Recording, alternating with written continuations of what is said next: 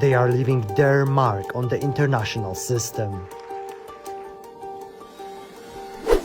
BRICS, Brazil, Russia, India, China, and South Africa are preparing for their next summit. Since Russia's invasion of Ukraine, BRICS actually gained a second momentum. Now there are calls for the group to grow. We should start discussions around BRICS expansion. But what exactly is BRICS and what does it want? They take on a very big mission, which is to diversify the existing Western-led global financial system. Lack of unity, lack of cohesion, mutual suspicion, all these things are very much there within BRICS. The application of even more countries wanting to join signifies that there's something that the BRICS is doing right. Despite hurdles, this group has been working together for 15 years now, raising concerns in the West. Ironically, the seeds for BRICS were sown at a US investment bank. In 2001, an economist at Goldman Sachs pointed out the fast growth rates in Brazil, Russia, India and China, coining the acronym BRIC. Even though their economies have slowed down since, these countries took the idea and ran with it. What they created is not an international organization, but a platform for cooperation and exchange between the governments. In this way, it's similar to G7, the group of the most developed countries.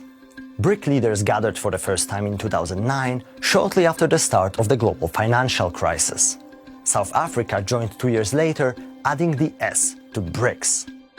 The global financial crisis really made members of the emerging market, members of the global South, started to question the relevance and the trustworthiness and the credibility of the US-led global financial system. Dominance of the US and Europe in institutions like the World Bank and International Monetary Fund, both based in Washington, D.C., particularly draws criticism from BRICS. One cannot deny that the global system now is characterized by some unfairness, no equality between countries of the developing South and countries of the developed North.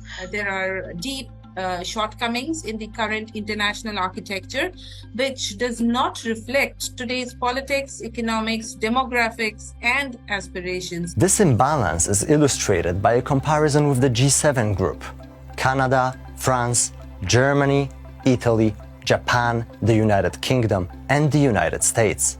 Whereas the G7 makes up 10% of the global population, BRICS countries are home to 41% of all the people in the world. But still, some 43% of the world's GDP is concentrated in the G7 countries, whereas BRICS account for over a quarter of the world's economy.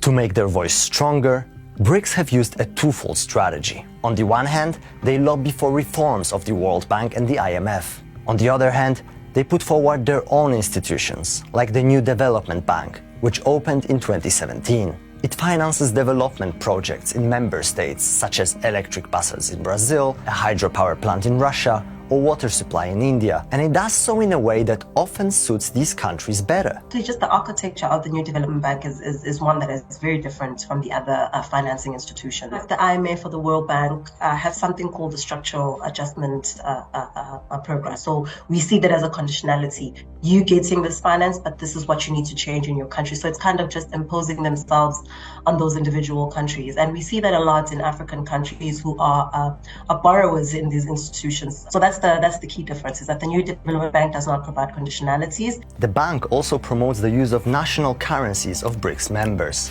Both the NDB, the New Development Bank, and the individual BRICS members have this shared interest, which is to create an alternative financial system by using local currency in trade, in investment, in developing their own local currency bond market. But BRICS is operating in the real-world international financial system, in which the dollar is still king. So ever since Russia was sanctioned for invading Ukraine, the BRICS Bank has stopped financing projects in Russia to avoid being sanctioned itself.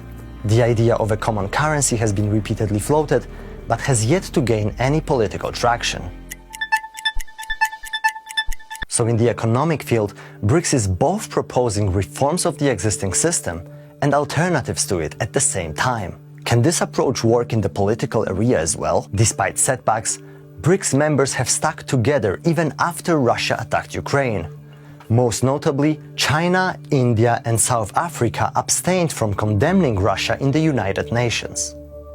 But the fact that BRICS consists of 5 very different countries with often diverging interests limits the scope of their political cooperation. BRICS is not a formal alliance. So it's not the same as NATO, it's not the same as a formal alliance to the same extent as a security pact. Rather, it is an informal partnership.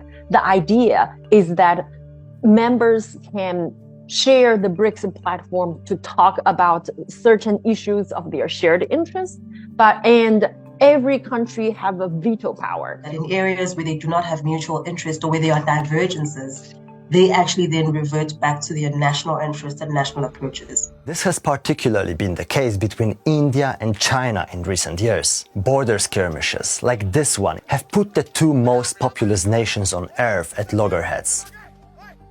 They kept meeting at BRICS summits, but slowed down each other's ideas.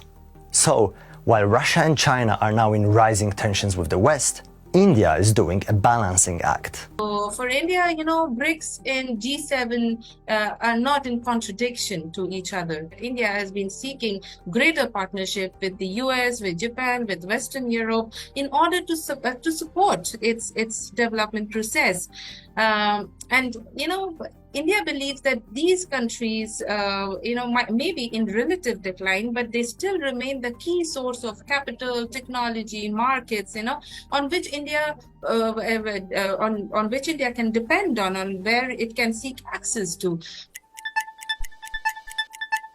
An issue that shows different priorities among BRICS members is a possible expansion of the group.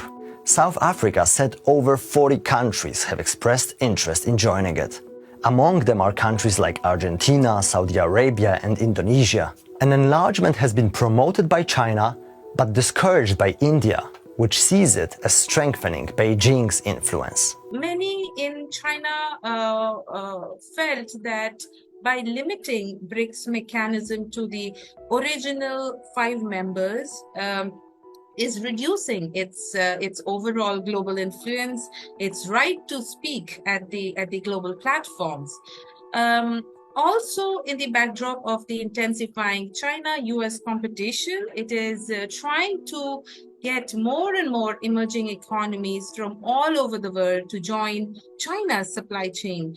Whatever the outcome of their negotiations, the discussion shows that BRICS might usher in the creation of a wider international bloc of countries in the global south. Could this work? And over the years, we've seen the BRICS agenda expanding. So it's not just about economic diplomacy, but actually it is emerging as a bloc that looks at all critical areas of international cooperation. There is a lack of identity. There is less cohesion in terms of decision making. So these are the shortcomings that BRICS is facing right now, and that is one of the reasons why some of its member states are so they're so interested in expanding the scope of BRICS to address these challenges. The fact that these leaders continue meeting despite differences shows that BRICS is here to stay. For people who believe that BRICS perhaps is in the past, or as a group they are no longer relevant, actually they are very much relevant. And at various levels, those heads of state and at working group level, the BRICS people actually meet hundreds of times per year. So what do you think about BRICS and its impact in the world? Let us know in the comments.